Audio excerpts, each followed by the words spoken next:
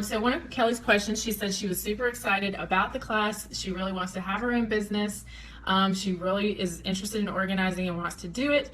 She's a little intimidated though, because her question was, what does a typical professional organizer do during the day with a client, and what should she think about bringing with her to her jobs? So I'm going to answer Kelly's question, and then I'm going to show you guys, I have a little bag that I bring with me, not to every job, but to a lot of them. So I'm going to show you guys that in just a few minutes.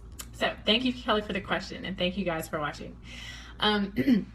So Kelly, interestingly enough, every single client that I have ever worked with has been very different from each other in terms of what they need, why they're calling a professional organizer. So the first thing I want to say is there is really no typical day, but I will tell you, here's how I structure my day, and here's what some of the typical things that come up. So I always do a 3-hour session of organizing. I started out doing four hours at a time, and I found that that was just a little bit too long for the client in terms of their energy level, and a little bit too long for me also, just physically speaking. I feel like the organizer ended up doing a lot more like lifting and carrying and hauling the trash out kind of work, and the client ends up doing a lot of emotional and mental work, and so it can be kind of fatiguing. So I structure it. I do 3 hours in the morning and 3 hours in the afternoon, and that can be with the same client, or it can be 2 different clients. So that break in the middle gives me some time to travel to another person's house, or take a lunch break, which I always do. I always make sure, even if I'm doing a full day with one client, that we do take a break in the middle. I think that's really important for her and for me.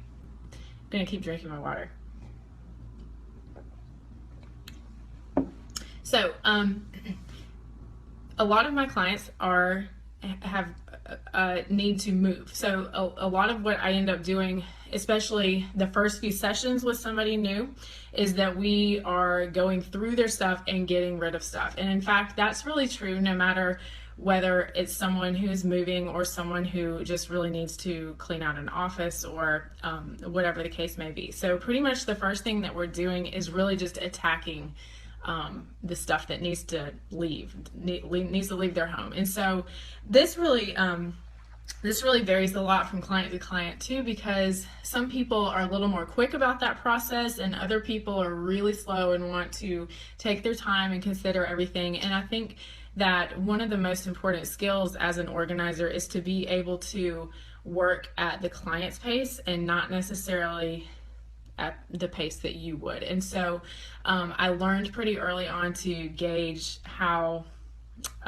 she's feeling about what we were doing together, and if she was ready to move a little bit quicker, if she wanted to be pushed a little bit, or if she really wanted just to take it slow and have me just kind of be a compassionate sort of helping person who would kind of stand back and let her make those decisions. And so you kind of have to really feel that out with each person, and that does depend. I mean, it really does determine how quickly your jobs move. So I learned that early on. I don't want to be the one who's too fast and kind of pushing too hard, and they're not quite ready, or they're wanting to slow down a little bit.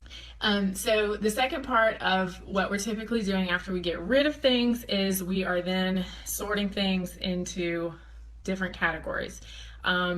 This process is pretty much the same whether you're talking about somebody's closet or talking about their kids' toys and stuff. So you're kind of putting all your like things together, which as an organizer you will appreciate, because that's the easy part, is getting together everything so that you can see what you have.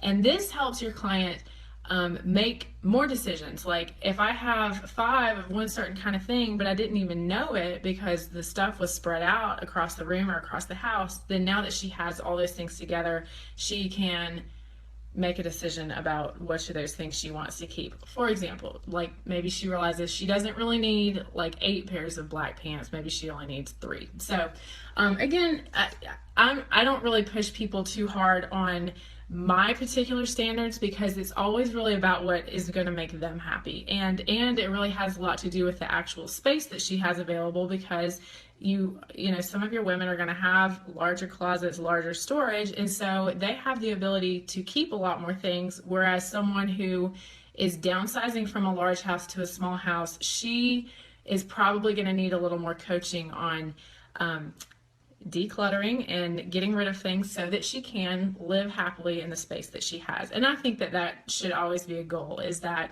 you can have a very luxurious, very happy home that's not huge, and you don't need all that space to feel like you have everything you need, and you guys know that. So just kind of helping your client make the best of whatever her situation is, that's really important.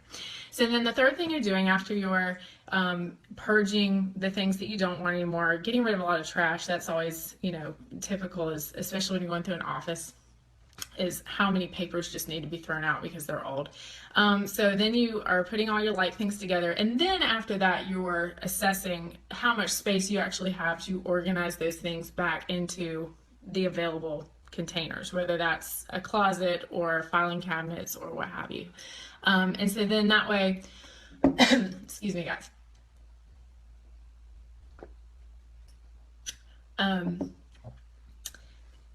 that way, after she's been able to assess how many, her quantity of stuff, then you guys can talk about what is the best next step for moving forward.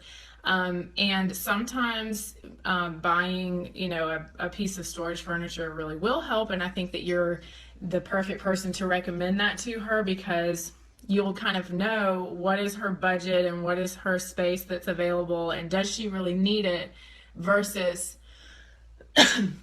would it be better for you to coach her a little bit more on not buying another thing and kind of containing what she has into the space that she has available. And again, I know this is sort of a vague sort of process, but it really does apply to almost everything that you're doing in her house. But again, always the goal is you are trying to help her make the changes that she wants, not the ones that you think necessarily she ought to do. So that was a little bit about what a typical day in the life is like, even though every single job is different, every single client has different goals, and you will be so surprised at how the smallest changes in your mind are such a big deal to your clients, which is a really fun feeling, because it makes you realize, like, here's something that comes so easy to you, but it means so much to them. Like, to them, it is a total game changer to be able to see all the clothes that they have for the first time, for example, and to be able to really let go of the stuff that they didn't want,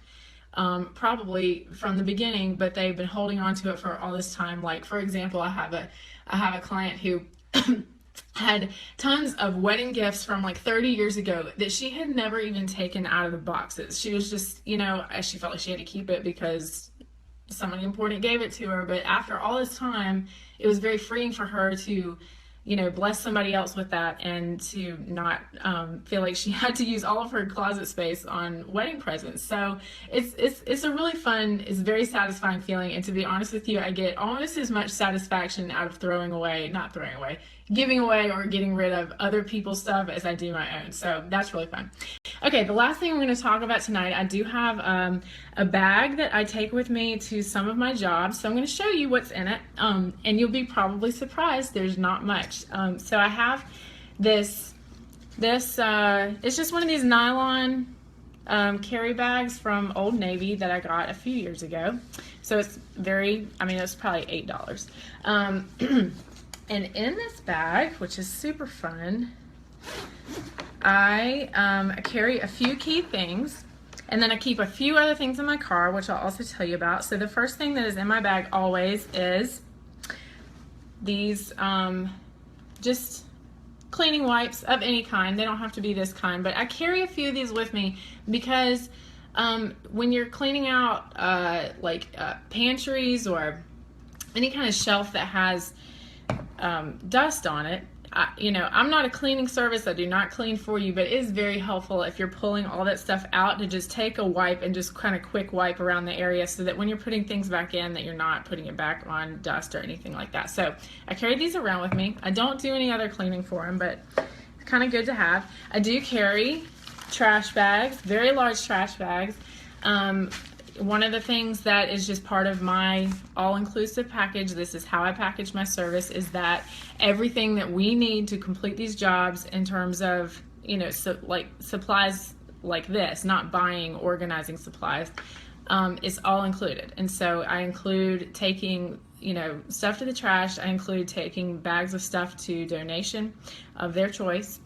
I bring them back the receipt next time, that kind of thing. So it's all very easy for them. They don't have to worry about, now that we've spent all this time getting rid of things, that they have to then schedule or remember a different time to take this stuff on their own to the donation place. Especially like if it's somewhere across town, they think that you are the best thing ever if you're like, oh, I will take it to that place for you, like don't worry about that. I mean, to them it's just like the biggest value add is to not have to do that on their own. So always do that. So I carry these garbage bags around with me.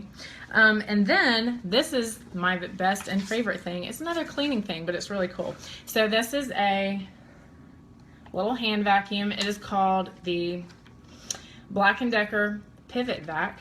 And this is the strongest hand vacuum I have ever used. And it kind of just folds out like this. I keep it at home and charge it, and then I will throw it in this bag with me to take with me to the jobs that I do. And I do use this a lot because, again, for that same reason, it just helps so much to just kind of suck the dust and dirt up around whatever it is you might be doing. Like I can go in a shelf with this, or go kind of along the edges of the like where the carpet meets the wall.